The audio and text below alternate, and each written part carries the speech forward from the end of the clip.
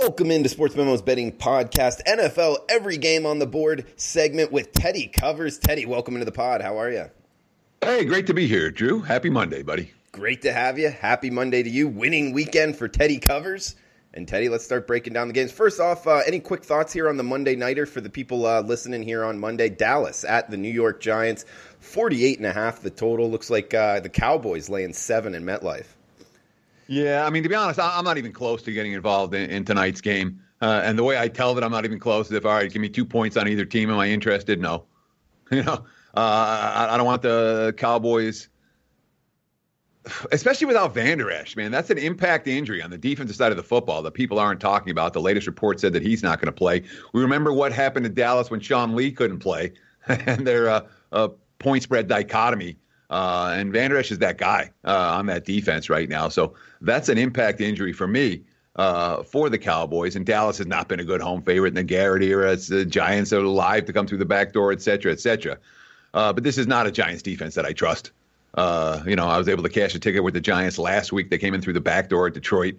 Wasn't pretty, wasn't easy. And those are the types of covers you're going to get with the Giants and Danny Dimes, who is, I'm not going to call him a turnover machine, but he's a rookie quarterback playing like a rookie quarterback in terms of making mistakes. So Giants aren't a particularly attractive option to me. If I had one bet to make, I might look at Dallas team total over. That makes a little bit of sense, but it's not anything I have to. Look, Monday Night Football is what it is. When there's a good bet to make, we'll make it. When there's not, we won't. And I don't see one tonight, so easy pass for me. All right, don't chase from Teddy Covers. And Teddy, let's start the opening line report podcast. We got the Thursday Nighter, LA Chargers, looking better of late at the Oakland Raiders. And heck, the Raiders are not going to be the Oakland Raiders very much longer here. 48.5 being the total. Chargers -1 as we're talking on the Thursday Nighter here, Teddy. Yeah, so look ahead line. And every week what we do here on the opening line report, I'll give the look ahead line from last week. These are from the Westgate Superbook. Other books do have look ahead lines for the following week. I use the Westgate lines. Always have, and as long as they keep doing them, I always will. So I'll give the look ahead line from last week so we can talk about how much a single week's worth of action has impacted the point spread. I'll also give you my power rating number for every game. These are power rating numbers that I make last night after the games are over, and you go through the box scores and you update your numbers. And so, to make a short story long, the look ahead line here was Oakland Pick'em. My power rating number is Oakland 2.5, and now the Chargers are taking money this morning. You can tell which way I'm leaning in this ball game initially. Sure, the Chargers back-to-back wins. And you can make a case that their back-to-back wins had everything to do with their opponents and very little to do with L.A. They were certainly more efficient offensively yesterday. But, and the Raiders have some offensive line injuries that are definitely worth investigating this week. Trent Brown got hurt yesterday, and that is an impact injury potentially for Oakland. But the Raiders have a home field edge, and you read in some of the post-game quotes, this is a team that thinks they can win this division. And I know that the Chargers have the history of slow starts and fast finishes. It seems to me like, again, my power rating number is Oakland 2.5. Last night, Oakland was -1. Today, the Chargers are -1. And it feels to me like the markets are moving on the Chargers' past history as much as any other factor. We know the Chargers have gotten off to plenty of slow starts in the Phillip Rivers era and come on like a freight train down the stretch.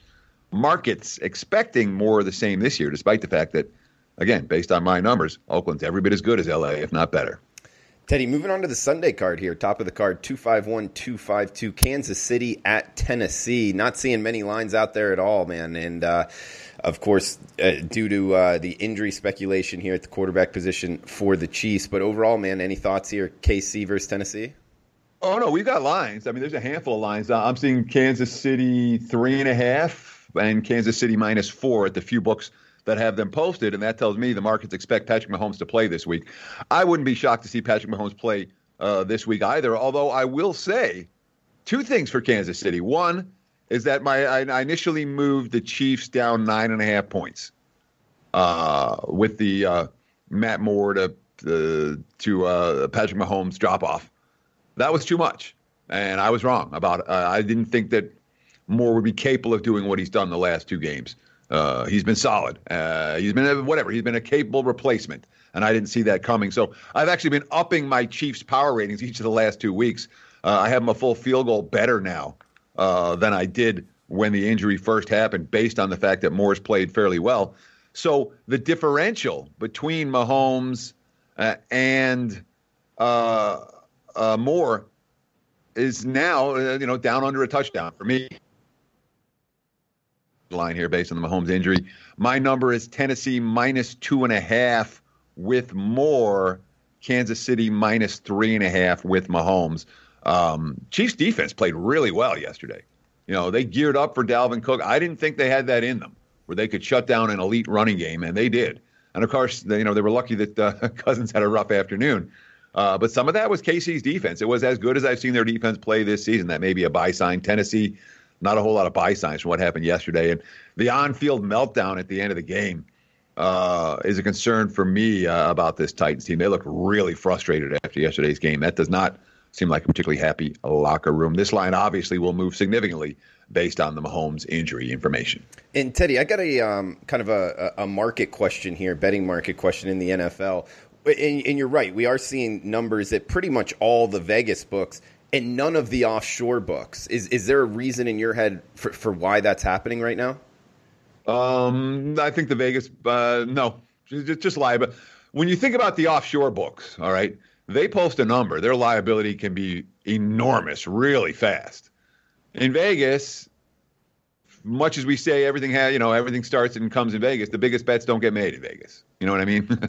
Not from the wise guys anyway. So, it's a story where the books are sometimes more willing to post a number because they won't get hit as hard as the offshore books will within a volume of bets coming in. Interesting. Okay. Good stuff there, Teddy. We got Buffalo at Cleveland up next. Browns -2, -2.5, depending where you're shopping. 41 being the total here, Teddy. Sorry, look ahead line here was Browns -2.5. My powering number, Browns -1.5. The markets are moving towards Cleveland today. And, which way? We have to start with the Browns in this equation because Cleveland was so much better than Denver in so many different ways. And they were behind the entire game and got their asses kicked. And that was their circle the wagons, must-win game. And I worry about the Browns moving forward. When you see the number of plays they left on the field yesterday, whether it's the missed tackles for Fant that results in a 75-yard touchdown and the guy who missed the tackles going off on Twitter afterwards and getting cut after the game, whether it's the pick six that Myles Garrett has in his hands and he drops it on the ground and then that turns into another Broncos score the other way, and on down the line. Mayfield missing receivers, the offensive line getting beat. It's like every play there was 10 guys doing the right thing and one guy did the wrong thing. It just happened over and over again. And that's been the Browns season. They were the far more talented team. They did not execute in the red zone. Baker Mayfield looked rough. The offensive line looked rough. The defense made mistakes at crucial times. And Freddie Kitchens doesn't know. Right now, he's in a world of hurt. He's like a handicapper that has been losing for 2 months and doesn't know frickin' how to get out of it. That's Freddie Kitchens right now. So I would have to think we're going to see some Buffalo money. I have to think it. All that said, the Bills won and covered for me yesterday, and that was about the ugliest win and cover you'll ever see. In control of the game, partially, but I thought Buffalo was capable of covering a double-digit point spread against a bottom feeder, and they were.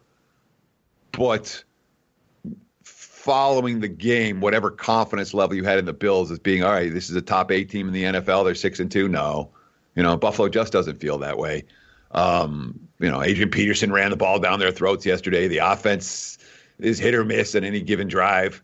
I'm fascinated to see where this line moves. And the early money has shown a little bit for Cleveland. There was a one book had a 3 and it moved down to 2.5, but now we're seeing 2.5 with juice. I know it's a Brown spot. Last week was a Brown spot. They're 2-6. And laying points against a 6-2 team. That tells you what, I don't know where the markets are moving on this one. And usually I could tell on a Monday morning, yeah, it's going this way, it's going that way. I know there were people that took 3 with Buffalo, but I wouldn't be surprised if, it's more circle the wagons for Cleveland and we see more wise guy Browns money, just like we saw last week.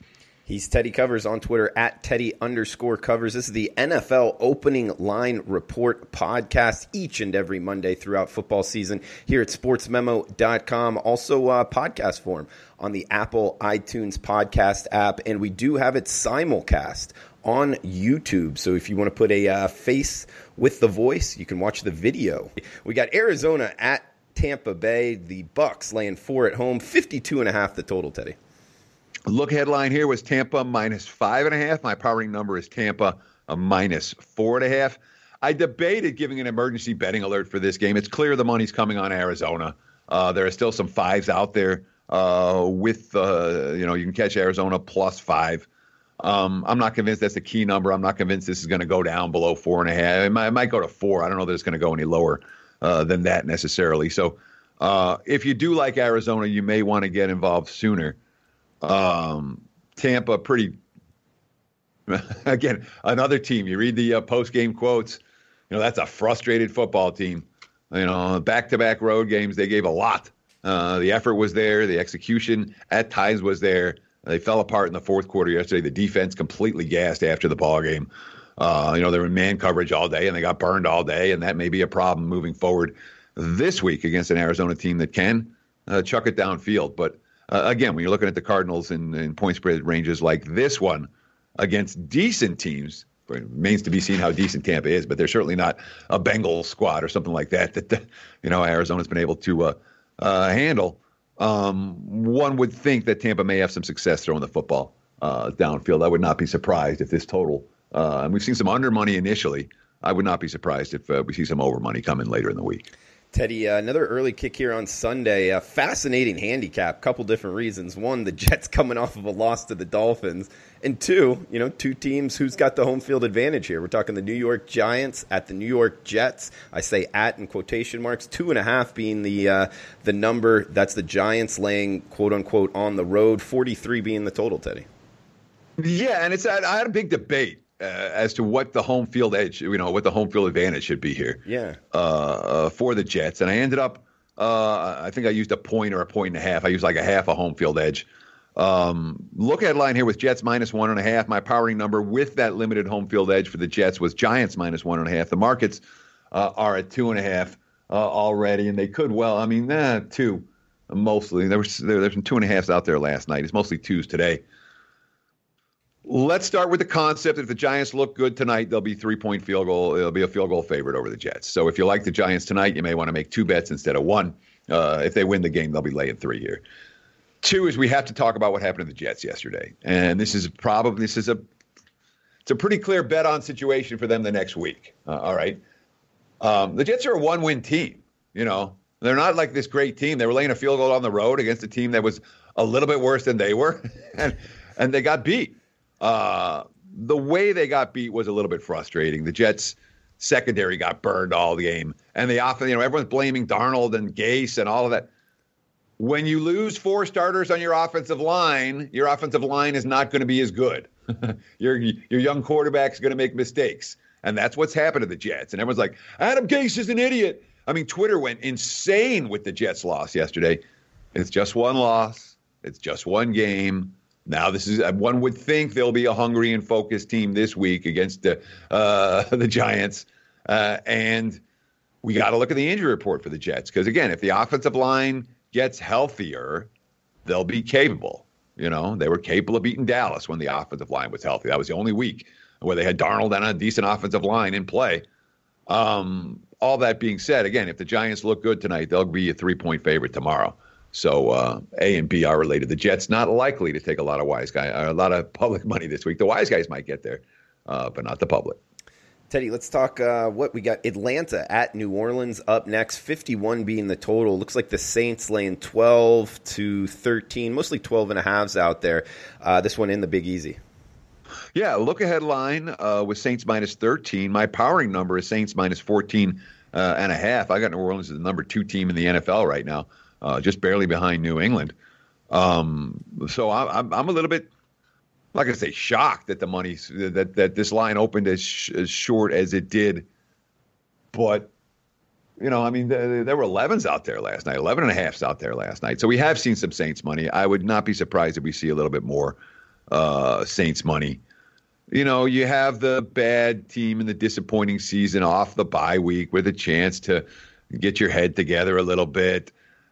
I really don't know what Atlanta brings to the table at this stage. The teams that have expectations and everything falls apart are not teams that I tend to be looking to bet on. That being said, off a bye, facing a divisional foe, et cetera, and a fat and happy divisional foe, one could anticipate Atlanta bringing whatever A game they have. And the markets are certainly anticipating that, with the number coming a little bit shorter than I thought that it would, certainly based on the look ahead last week or my powering numbers.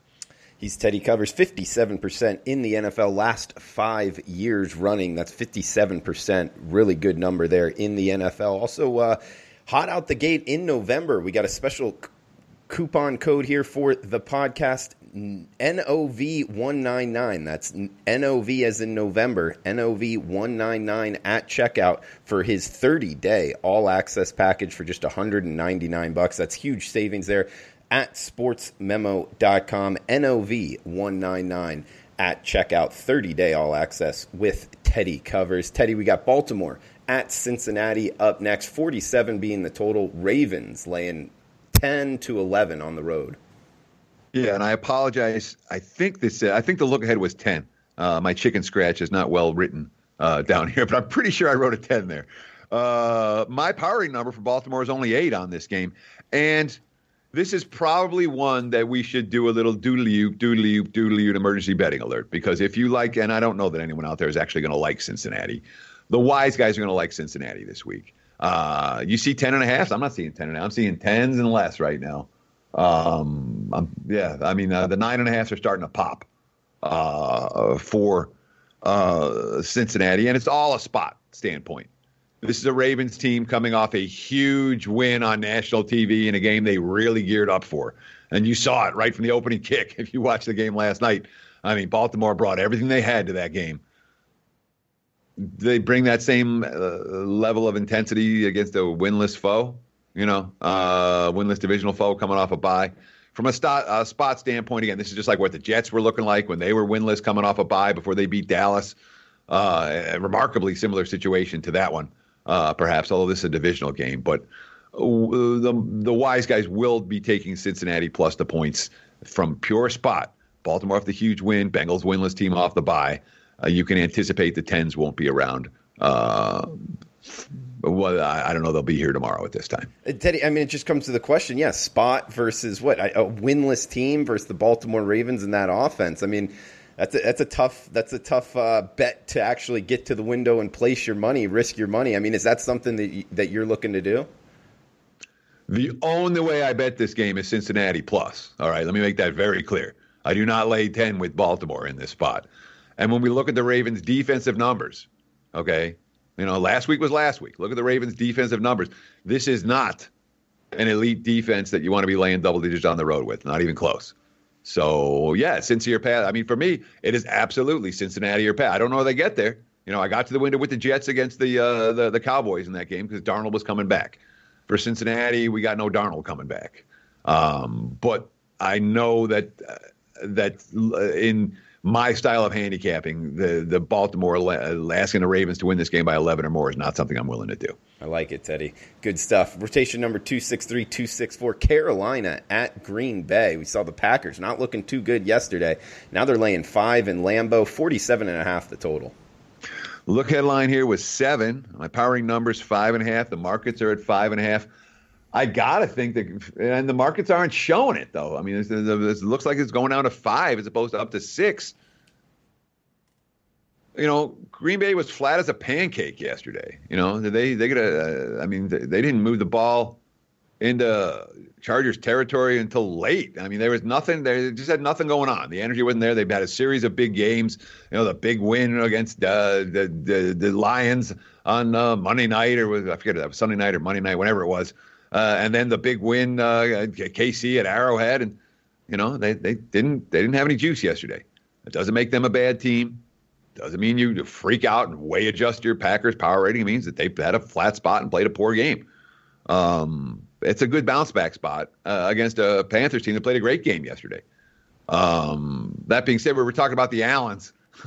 Yeah. We have the Brandon Allen in Denver and Kyle Allen in Carolina, and you get them confused. Kyle's been okay. but it's certainly a Packers spot. I'm surprised that we've seen Panthers money. I would anticipate that we would see some Green Bay money before this week is done. NFC North division battle here, Teddy. Detroit at Chicago. Bears laying 2.5 in Soldier Field. 42.5 the total. The look headline here was Bears minus 3.5. My powering number is Bears minus 2. And, I mean, this is a pick your poison game, isn't it? Yeah. I mean, Chicago's lost 4 in a row. They didn't get a first down in the first half, did they? No, they didn't have a first down in that game against Philly. Maybe they got one before the 2-minute warning. I know they had at one point, the Bears' offense was as inept gets yesterday. And it's very difficult for me to see, all right, well, all they have to do is fix this problem. All they have to do is fix that. The Jets, I say, okay, if you have a healthy offensive line, this offense may well be functional. With the Bears, it's not a health issue on the offensive line. The offensive line is bad, and the quarterback play is bad. And that's something that doesn't necessarily get corrected in easy fashion. And to make it worse, the defense is wearing down, because the offense has been so bad. The defense, those great defensive numbers that we saw from the Bears early in the season where no one could do anything against them. Not lately. 4 straight losses. Nagy is under fire and under pressure. This is a hard team for me to lay points with, which gives you then you get the Lions, who I'm not going to compare the Lions' performance yesterday to the Browns because nothing can compare to what the Browns did. I mean, the Browns had 400 chances and just botched them all. The Lions just would get to the Lions had the 2 red zone turnovers that were huge. Certainly for field goals, they should be scoring touchdowns. I mean, that the Lions do what the Lions have done for 30 years. And it's amazing. The coach has changed, but the execution level isn't there for Detroit. So I don't know where the line moves on this one. I really don't. But I don't know the 3s are going to hold. If you find a 3, I know this. The markets aren't excited about the Chicago Bears right now. So if you still find a 3 with Detroit, that would be the way to look in terms of what you have to get done on a Monday morning. Most of the 3s are already gone. And whether it goes lower than 2.5, I don't know. But there is still a handful of 3s out there on the Bears. They will not be there, I wouldn't think, tomorrow at this time. Teddy, let's hit the afternoon kickoffs on Sunday. We got the Miami Dolphins and an interesting handicap in themselves going on the road to Indianapolis. And we got the Colts laying doubles, seeing 10.5 or 11 at home, 44.5 the total, Teddy. Dolphins off of a win. You think they can start to make a streak out of this? They already have a streak. You've been betting them every week. Oh, that's true. Yeah. Dolphins, what are they covering now? 4 in a row? 3 or 4. Look at line here was Indy minus 15.5. My powering number is Indy minus 12. I have upgraded Miami every week, each of the last 4 weeks. And again, what they did yesterday was they looked like a football team, which they didn't look like for the first month of the season. Of course, now they got the win. It's exhale time for Miami. It's very difficult for me to envision the Dolphins coming and bringing an A game this week. They did, a huge accomplishment, all of that. But, I mean, what Fitzpatrick did yesterday is what Fitzpatrick's going to keep doing. He's just chucking it around there, letting his receivers try to make plays. And in many ways, I'd rather have a quarterback that does that than a quarterback that is scared to throw it downfield and is always dinking and dunking and dinking and dunking, especially when I have a double-digit underdog. For Indy, the Jacoby Brissett injury could be an issue, and we could see Hoyer this week. The early reports on Brissett were questionable, so the markets are saying maybe not so much. And I mean, Hoyer was fine, as a serviceable backup, but he's the backup, and he's the backup for a reason. He made some bad mistakes yesterday, including the 96-yard pick six that was pretty it turned the entire game around for Indy. And then we do have the Colts coming off a loss in a game they probably should have won. But we also have the Vinatieri situation. And, of course, Vinatieri's going to get blamed for everything yesterday. He was a holder, you learned that from Ace Ventura, laces out. And the laces were in on that final kick. But certainly the amount of support for Miami in the markets right now is greater than we've seen at any point this season. No surprise here if we continue to see Dolphins money over the course of the next 24 hours. If you like the Colts, you wait. If you like Miami, maybe you get down now. Teddy covers 57% in the NFL. Last 5 years running, that's 57%. November, that's NOV199 at checkout for his 30-day all-access package at sportsmemo.com. Huge savings there. NOV199, checkout 30-day all-access NFL, college football, NBA, all three sports. Also, little college basketball starting just on Tuesday, so he'll be hitting that as well later in the month. We got one more afternoon game here, Teddy, and then the Sunday nighter, and a quick look ahead at the Monday nighter to wrap up the pod. LA Rams at the Pittsburgh Steelers, seeing 44.5 is the total. Looks like the Rams laying 4 on the highway. Yeah, I mean, I cashed a ticket with the Steelers yesterday. They were not the right side. They got there. But, again, 273 yards of offense, 4.5 yards per play. They were outrun for the ball game. They struggled in the red zone in the I mean, the whole game turned on the one Minka play. But that's what Pittsburgh capable of doing. Their defense has been making plays every single week. And even with, cluster injuries at running back, whatever. The markets were freaking out about running back injuries. Like Trey Edmonds can run. Jalen Samuels can run. It'll be just fine. And that duo did fine for the Steelers yesterday. Mason Rudolph has disappointed me a little bit. I thought Rudolph would be a little bit better. He does not look comfortable in the pocket. I'm not pleased with his decision-making in either of the markets. Obviously, look headline here was L.A. minus 3.5. My number's shorter than that because I've got the Rams down from the markets a little bit. My number here is only L.A. minus 2. I'm not high on the Rams, even coming out of the bye. Look, this Rams team hasn't been able to run the football at all. You say, wow, what's happening to Goff? Do we trust Goff against a good defense on the road? Even with extra time to prepare, not without a running game that's working. And it's not always easy to run on the Steelers these days. Indy had a really creative game plan yesterday. Very impressive. Reich impresses me every week. Even with that, the Steelers were able to keep the running game. And they didn't stop it, but they kept it in check. They may be able to do that here. Again, my number's shorter. The look headline here was shorter, and Pittsburgh's coming off a win, and all of a sudden now, they're live to make a run in the AFC North, and live 4-4. They can make the playoffs. And Tomlin saying, "I've never been more proud of a team for being 4-4." This number got bet up to 4, and then immediately there was a little bit of resistance there. I don't think it's going any higher. Teddy, we got the Sunday nighter, Minnesota at Dallas. Looks like the Vikings catching 3 in Jerry's world, 47 the total. Of course, this is a little bit of a limited marketplace with the Cowboys playing tonight. Yeah, look ahead line here was 3. My powering number is 3. The markets are at 3/2.5. It will be Dallas off a short week. It will be Dallas against a good defense. It will be Dallas off a Vikings team off a loss. Zimmer's been pretty good off a loss, so I would not be surprised if we see some market respect for Minnesota today before the game gets played. If the Cowboys look good, they'll go off 3. If the Cowboys look bad, they'll probably go off 2.5. The handful of books are already sitting at 2.5 right now, including some key books both here in Vegas and offshore. Teddy, any quick thoughts here at the next week's Monday Nighter? Of course, we can hit it on next week's NFL opening line report, but seeing Seattle at San Francisco, 49ers minus 5.5 or minus 6, 45.5 the total at Levi's. Yeah, look at line here was 5.5. My powering number is San Fran 7.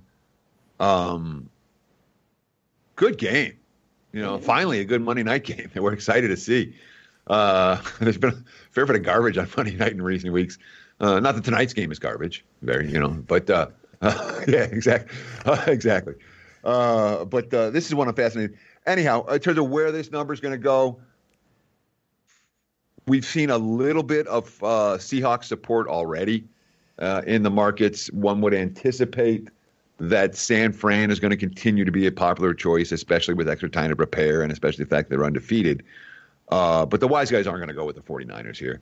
I don't think this line is going to I don't think it gets to 7. I think it's going to sit in this 6.5, 5.5 range between now and kickoff, not one that you have to rush out to get to the betting window in order to get a key number to capture. Teddy covers 57% in the NFL. That's 193 and 146. Last 5 years running 57% in the NFL. 75% all sports in November. And guys, the coupon code is NOV199 at checkout for his 30-day all-access package. NOV199 at checkout. 30-day all-access package. sportsmemo.com. Best of luck with your bets. Thanks for tuning in.